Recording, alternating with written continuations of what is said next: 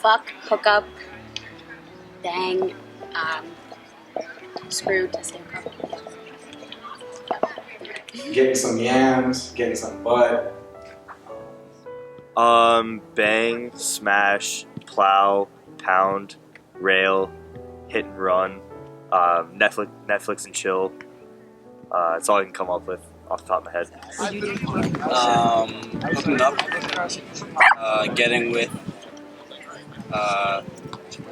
having someone overnight, sleeping with.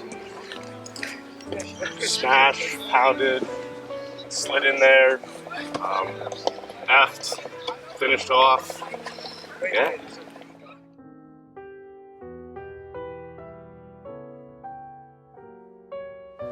I believe to some extent you do need consent. If you don't know the person, if you're just meeting the person, you should get consent.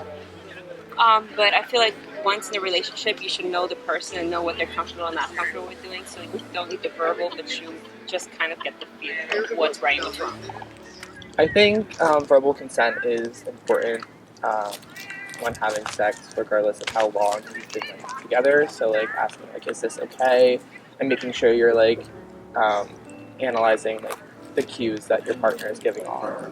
If it's somebody that you've like been with for an extended amount of time or something like that, it might not be necessary to every single time say, "Oh yeah, is it okay for us to have sex?" Like, as long as like the like nonverbal cues are also communicated, and you can see that on both parties it's mutual and necessary. But I feel like if it is like a first time thing or it's with somebody new, that should always be verbally communicated. Activity. Yeah. Yeah. Yes and no. I say no because if both people are drunk or intoxicated under any type of influence, I feel as though if they both aren't coherent to know what's going on, so if something happens, it happens. Yes, I do at times when someone might be at a party or just hanging out and someone tries a fast one or something, I feel like they should be respected before.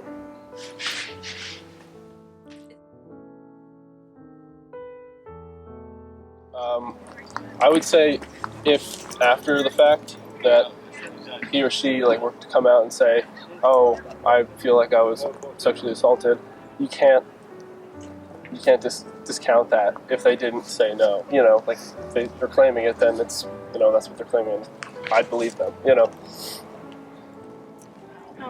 Yeah.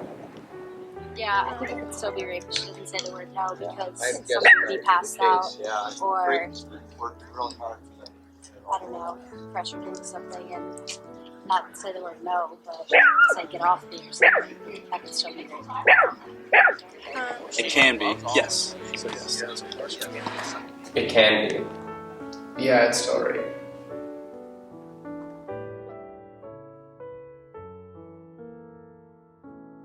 Hear it all the time on Friday, Saturday nights in College Ave. I don't think it's that big of an issue. Very common, and yes, pretty much every single time going out at night, especially when you're by yourself, or even when you're with a group of friends, it's very common to just walk down the streets and have people like calling you names or making comments about either your outfit or what you look like that night or that day. But it's very. I don't really hear a lot of catcalling from students, especially not like in state college or on campus, but I would say like in bigger metropolitan areas there is a high incidence of catcalling. I do think catcalling is common at Penn State, and I have been catcalled, both like on campus but also when I was in Spain this like a while ago. A guy apparently catcalled me and I like didn't know what he was saying and he ended up hitting me in the back of the head and it was super awkward and I like didn't know what was happening. I have heard a girl get catcalled Maybe it wasn't directly to her face, but if you're walking with someone, they're walking a little bit ahead of you, people behind you, you can hear them. It's pretty common. I mean, I wouldn't say at least maybe at Penn State it's as common, just because for whatever reason. But definitely if you're walking through like New York City or like downtown metropolitan areas, you definitely hear it. So I bet a girl would experience it maybe once a week, something like that. Maybe a little less, but I'm not sure. Hey girl. I don't know. It's been a while. I haven't really used it much. Maybe just say like, "Hey girl," or "It's cooking good looking," or like, I work at a bar, so like, if they ask me what's the special, I say the special is me. You know what I'm saying? Yo, what's up, baby? How you doing? Come on through. Let me buy you a beer. What things do you hear? I've heard "come sit on my face," like "hey girl," or "damn," or "you looking fine," or "ay," like that. I guess just like they can say anything, like "hey baby" or stupid stuff like that. My friend just got catcalled and they screamed at her and said "nice ass." But also like whistling and just stupid, like, I don't know, stuff like that. Sexy, you look good, whistling a lot. Sometimes even comments about race, which is interesting, but a lot of like that variation. Things like "damn girl, you fine," or "looking mighty fine today," or something, stuff like that.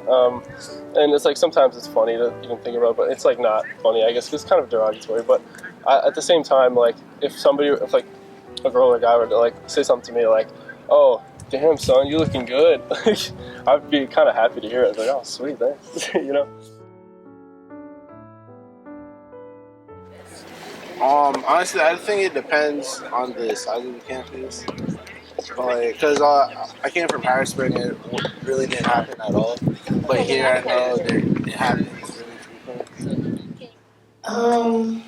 At least 7 per week that if get reported probably 1 to 3 a week, but probably 20 that happen during the week. I think it happens every day, to be honest. It goes under the radar.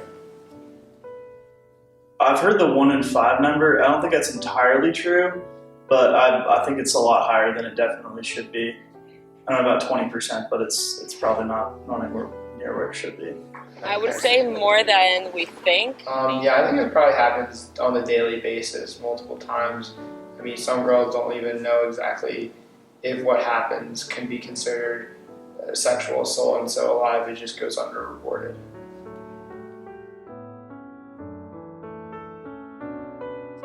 No. No. Campus police or Center for Women Students is something I would consider to be a resource. I do. I think CAPS can help. I think there's the Women's Resource Center. Never talked about it. I do. I know there's a women's center right at the street where I live. I don't really know what they're called, but I know where they are. So where are they? CAPS probably helps the counseling service on campus, the university police, and maybe the student legal services. For sexual assault victims. Yeah, I know CAPS provides resources for sexual assault victims. The university police, or like even the state college police, Mount Nittany, the Women's Resource Center.